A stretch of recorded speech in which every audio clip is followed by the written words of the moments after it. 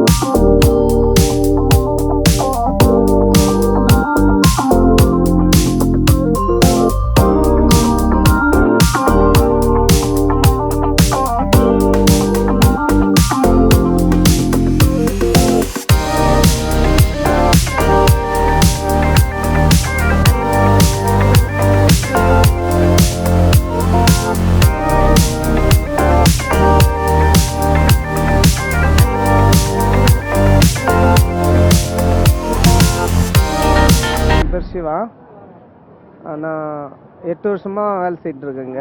கூலி போட்டுறாங்க. ஃபஸ்ட்லாம் பார்த்தா வருமானம் நல்லா கூலி வரும். இப்போ பார்த்தீங்கன்னாக்கா கூலி ரொம்ப கஷ்டமாக இருக்குது. எல்லாம் வீல்ஸ் வச்சுட்டு வந்ததுனால எல்லாமே வீல்ஸ் வச்சுட்டு எடுத்துகிட்டே போயிட்டுருக்காங்க. சின்ன குழந்தைங்க பார்த்தினா கூட அவங்க வீல்ஸ் வச்சுட்டு போயிட்டுருக்காங்க. அப்போ நாங்கள் கூலி கேட்க போனாலும் கூலி நெய்ன்னு சொல்லிட்டு அதிகமாக வேண்டான்றாங்க. ஸோ அப்போ எங்களுக்கு வருமானத்துக்கு ரொம்ப கஷ்டமாக இருக்குது. இப்போ அது இல்லாமல் பார்த்தா வரைக்கும் இப்போ பேட்ரி கார்லாம் வந்துடுச்சு, அதுலேயும் போயிட்டுருக்காங்க. எங்களுக்கு ரொம்ப இந்த வருமானம் கஷ்டமாக இருக்குங்க. சில பேர் நான் வரும்போது கூலி இங்கே வா அப்படின்வாங்க. சரின்னு சொல்லிட்டு அவங்க குணம் இப்படி தான் அப்படின்னு சொல்லிட்டு சரிங்க என்னங்கன்னு சொல்லிட்டு போய் கேட்போம். இதை எடுங்க அப்படின்வாங்க. சில பேர் மரியாதை குறைவாக பேசுவாங்க, சில பேர் மரியாதையாக பேசுவாங்க. அவங்களுக்கெல்லாம் முடிஞ்ச அளவுக்கு கோஆப்ரேட் பண்ணும். ஒரு நாளைக்கு கிடைக்கும், ஒரு நாளைக்கு கிடைக்காது. இன்றைக்கி பாருங்கள், காலையிலேருந்து இருக்கும் எதுவும் கிடைக்கல. போனி அதான் இங்கே வந்து சொல்லுவாங்க எதுவுமே கூலி கிடைக்கலன்னு சொல்லுவாங்க. ஸோ சில சமயம் கிடைக்கும் போது அதை அப்படியே வச்சுட்டு மறுநாள் வரைக்கும் அதை யூஸ் பண்ணுவோம். ரயில்வே மந்திரி சொல்லிட்டு இருந்தாங்க உங்களுக்கு கேங்க் வேலை போகிறதா சொன்னாங்க. ஸோ அது இன்னும் அவங்க எதிர்பார்த்துறோம். இந்த பட்ஜெட் அறிவிக்கிறோம் சொன்னாங்க, அதை பற்றி பேசவே இல்லை. எங்களுக்கு அந்த ரயில்வே கேங்க் மேலே வேலைக்கு போட்டால் ரொம்ப சந்தோஷமாக இருக்கும். அதுதான் எதிர்பார்த்துருக்கோம். இனிய மேதின நல்வாழ்த்து.